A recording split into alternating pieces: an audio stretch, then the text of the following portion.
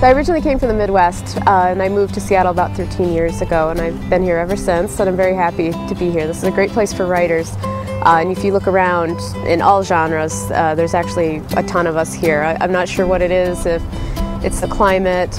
We certainly have our stereotypical rain in the winter, which tends to keep people inside, so maybe if you have nothing else to do, you go and write a book. Outside is just gorgeous once summer actually comes. It's another good way to just sort of hang out and start thinking and see what comes. I actually get a lot of my inspiration in a very mundane way, just driving around. You take in the stuff without even realizing it. You see the mountains, you see the people, you see the traffic, and all the while my mind will just spin and start building plots. You know, there's this idea that a lot of the writing you do is actually at the computer, like you sit there and magic comes out of your fingertips. And the truth is, most of your writing is done at other times, so you have to plan what you're going to write. The typing is just the physical part. And if you don't have that idea, you can sit in front of a keyboard and nothing will happen.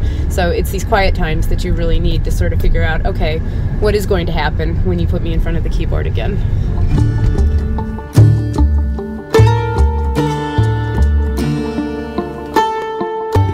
I had wanted to be a writer from a very young age, and I have all sorts of my early attempts at 7 and 8 years old of these great hand-drawn picture books that cover the epic adventures of unicorns and mermaids and all sorts of things like that. I loved books growing up, and I think when you read a lot, you start to kind of build your own stories in your head. People often ask, how many hours do you write a day? And it kind of just depends on what I need to get done. I parcel out my work, and that's really an essential thing, I'd say, for anyone who wants to be a writer. Manage your time, set your goals. This is all of my series, young adult and adult alike. A German Vampire Academy, or something else. And here's a French Stormborn, and it's always just kind of fun to see what these look like and what's going to turn up next. And of course I don't read just my own books, not that you can really tell from this library, but I have a lot of other books around here as well. This is my whiteboard that I use to sort of plan the books. A lot of times it starts off as just bullet points. Okay, these 5 things will happen in the book, and then that slowly expands into the grid that you see on this whiteboard, which is like my sort of loose chapter by chapter outline. The next essential thing a writer needs after their computer is their gym, or maybe that's just me.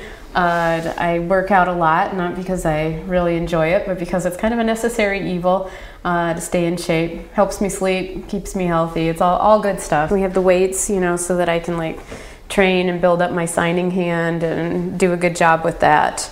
Yeah, if you need this when you sit around all day at your desk, it's a great job, but it'll put on the pounds if you're not careful. I often joke that I stopped listening to the radio somewhere around 1996 because nothing I own seemed to be past that. But I listened to a lot of those. Like I said, the stuff I grew up with, U2, Nirvana, R.E.M., oldies but goodies, and those probably have inspired a lot of scenes without me realizing it, just because it's always kind of going on in the background while I'm driving. Lose my mind. I keep the pics on over time. I fill your hearts with hate and fear.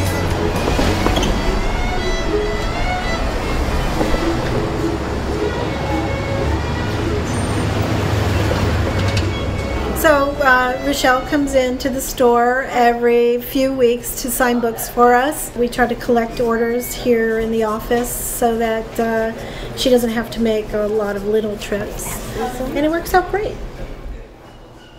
They always have a standing display here for my books, which is really great. It's not really my job, but I find it helpful to come through and straighten some of these for them, just so we all know how to find them and where everything's at. I grew up reading tons of books about everything. I read a lot of the, typical girl books that were available for my age. A lot of historicals in particular. The Little House on the Prairie series was really hot when I was in elementary school. It still is, as it should be. It's a great series. This was a huge favorite. Anne of Avonlea, Anne of Green Gables, the whole Ella Montgomery series. Loved these. I didn't read a lot of fantasy and sci-fi when I was younger, not because I didn't like it, just because there wasn't much for that age, but I was still getting a lot of that sort of epic, character-rich story building, even in historicals like these.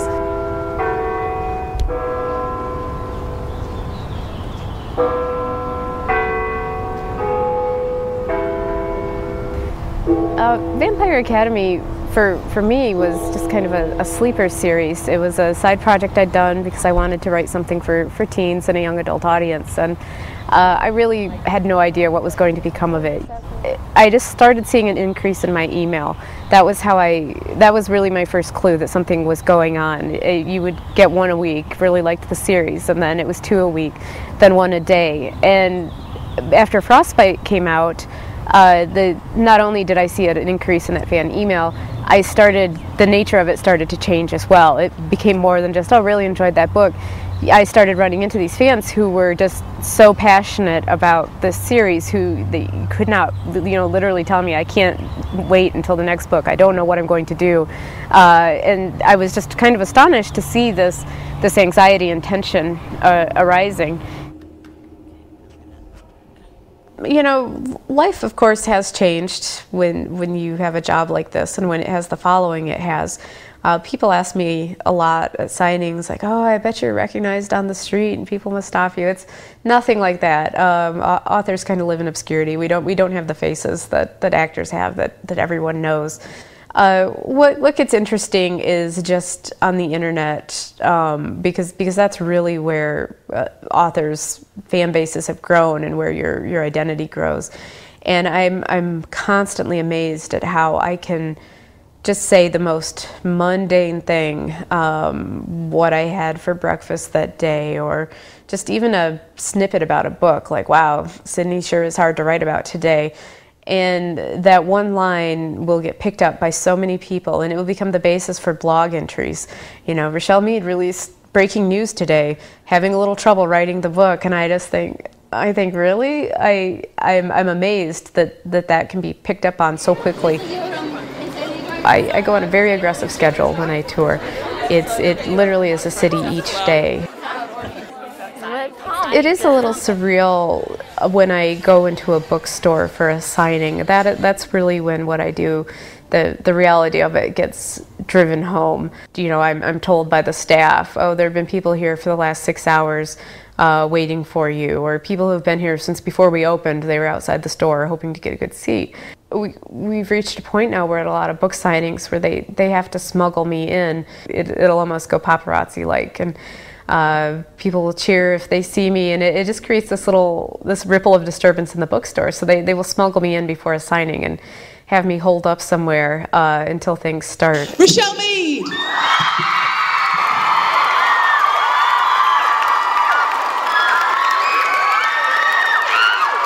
I do try to have a normal life, work during the day, have dinner and evening with my husband. My husband and I are huge fans of terrible monster movies.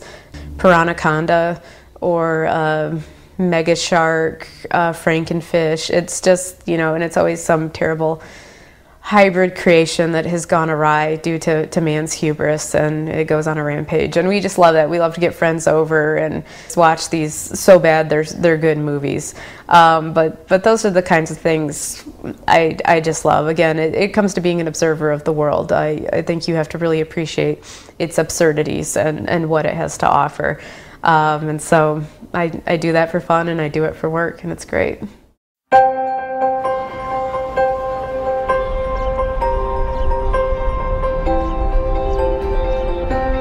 Well, I'm lucky in many ways, of course, with my husband. He's a great guy, but he rolls with this lifestyle really well.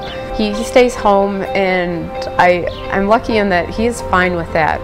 And it didn't seem weird to me at all until people started asking, like, oh my gosh, how does your husband survive when you're gone? As though he won't be able to feed himself or do his own laundry.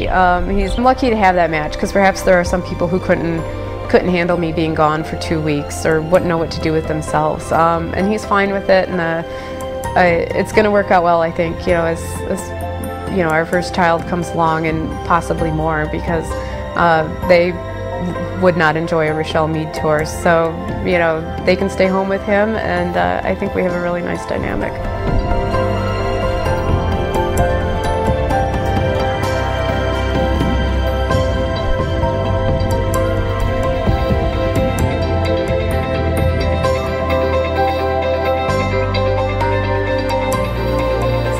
For a long time, I've always regarded my books as my babies, but I think I'm going to have a wake-up call here soon when I get a real baby. And he's kind of coming along at a good time. But this is going to be nice. A lot of people worry, oh, are you going to stop writing books? Are the books going to be late? I'll have help. I won't be just watching my baby all day long while trying to also write a book. We'll have a daycare or nanny or something to kind of take that burden off. So I'm ready for this challenge. I may totally eat my words later, not having kids. The reality may be completely different than what I'm expecting. So yeah, there's a lot of considerations now that I never had to think about back when my blog was 10 people, friends and family. It's a very humbling thing. I go to these, I meet these fans, I see their enthusiasm, and I leave wanting to do good by them, and it kind of gives me the kick I need to keep writing and make sure the next book is worthy of this, is worthy of my guarded bathrooms and the crowds that turn out and the people waiting since 6 a.m. We have a great relationship with each other. The fans are there for me, and I try to be there for them.